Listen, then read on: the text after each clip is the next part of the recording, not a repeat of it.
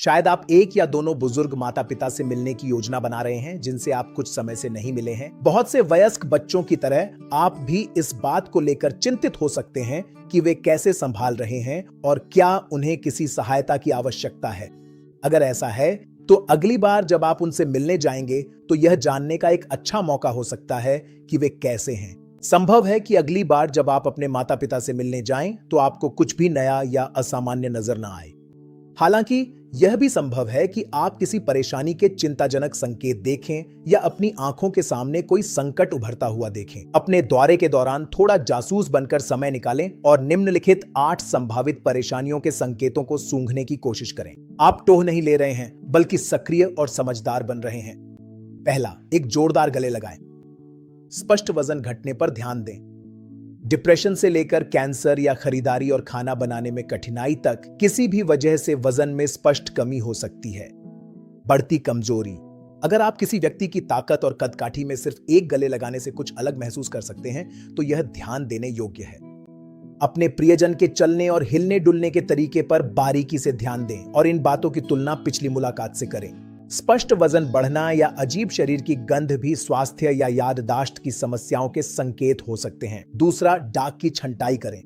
अध खुले व्यक्तिगत पत्र, बिना खुले बिल या बैंकों, लेनदारों या बीमा कंपनियों के पत्रों को देखें।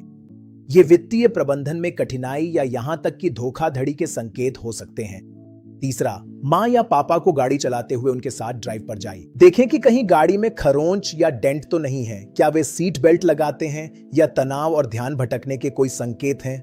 ड्राइविंग में गड़बड़ी के संकेतों जैसे बहुत पास चलाना या भ्रमित होना देखें और डैशबोर्ड पर चेतावनी लाइट्स भी जांचें। चौथा, रसोई का निरीक्षण करें। देखें कि कहीं खाने पीने की चीजें एक्सपायरी डेट के बाद की तो नहीं है, एक ही चीज के कई पैकेट तो नहीं है, उपकरण टूटे हुए तो नहीं है, आग लगने के पुराने निशान तो नहीं है या बाहर के खाने या आसान खाना बनाने पर निर्भरता बढ़ गई है। पांचवा, रहने के क्षेत्रों में चारों ओर देखें कि कहीं सामान का ढेर, जाले या गंदगी तो नहीं है, खासकर बाथरूम में। यह भी ध्यान दें कि क्या उन्होंने अपनी गतिविधियों और रुचियों में कटौती की है जो डिप्रेशन का संकेत हो सकता है। छठा, ध्यान दें कि अन्य जीव जंतु कैसे हैं। सूखते हुए पौधों या ऐसे जानवरों को देखें जिनकी देखभाल ठीक से नहीं हो रही है, जैसे कि कम खुराक वाले पालतू जानवर या गंदे लिटर बॉक्स। सातवां, घर के चारों ओर टहलें। घर की देखभाल में समस्याओं के संकेत देखें, जैसे दीवारों का रंग बदलना, पत्तों से भरी नालियां, झाड़ियों में पड़े अखबार या डाकघर में जमा चिट्ठियां।